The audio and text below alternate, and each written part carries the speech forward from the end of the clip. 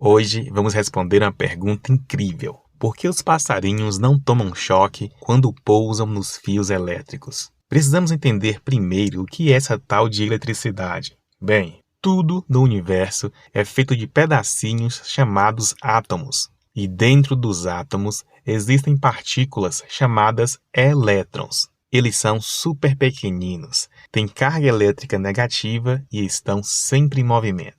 Quando os elétrons se movimentam todos juntos por um fio, isso forma a chamada corrente elétrica. É como se fosse um rio invisível de energia correndo dentro dos fios. Pensa num rio cheio de barquinhos. Cada barquinho é como se fosse um elétron.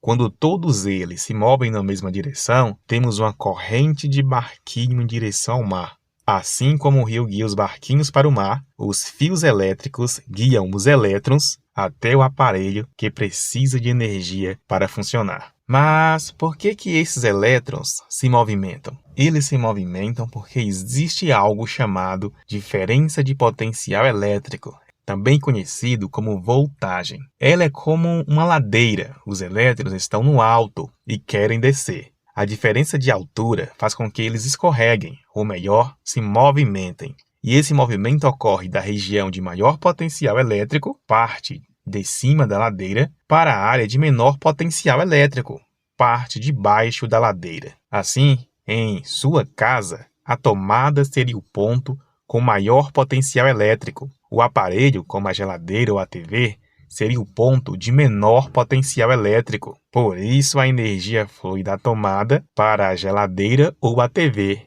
e então ela funciona. Mas o que causa um choque elétrico? Choque elétrico acontece quando uma corrente elétrica passa pelo seu corpo ou o corpo de algum animal. Imagina que o cabo de força da geladeira foi cortado. Se você pegar nas duas pontas, você fecha o circuito elétrico e a corrente elétrica passa por dentro de seu corpo, caracterizando o choque elétrico. Fechar o circuito? Mas o que significa isso? Bem, fechar o circuito é quando os elétrons conseguem sair de um ponto, passar por um corpo, como o nosso ou o corpo de um animal, e chegar a outro ponto com voltagem diferente. É como se a eletricidade precisasse de uma estrada, com início, meio e fim. Quando alguém encosta em dois pontos com voltagens diferentes, por exemplo, um chão e o fio, o corpo vira essa estrada. A corrente passa e aí vem o choque. Então, para levar choque, tem que ter um lugar de onde a corrente sai, alta voltagem, um lugar para onde a corrente vai, baixa voltagem, e um corpo que sirva de ponte entre esses dois pontos, alta voltagem e baixa voltagem. Agora ficou fácil entender por que os pássaros não tomam choque. Os passarinhos pousam com as duas patinhas no mesmo fio, ou seja, em um único ponto da mesma voltagem. Não há diferença de potencial, então os elétrons não têm motivo para se mover através do corpo deles. Assim, não há corrente elétrica passando. Sem corrente elétrica, sem choque.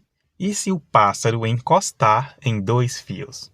Aí muda tudo. Se ele encostar em dois fios com voltagens diferentes, cria o caminho para a corrente elétrica passar. Aí sim, pode acontecer um choque e ele pode até ser fatal. Isso é raro em aves pequenas, mas aves grandes, como gaviões e águias, podem tocar dois fios ao mesmo tempo com as asas abertas e, nesse caso, sofrer uma descarga elétrica. Mesmo que o fio esteja desencapado, ninguém leva choque só porque chegou perto dele. Mas se alguém encostar e também tocar outra coisa, como o chão ou um poste de metal, vira ponte para os elétrons e aí ocorre o choque elétrico. Viu só? Agora você sabe, os pássaros não tomam choque porque não fecham o circuito.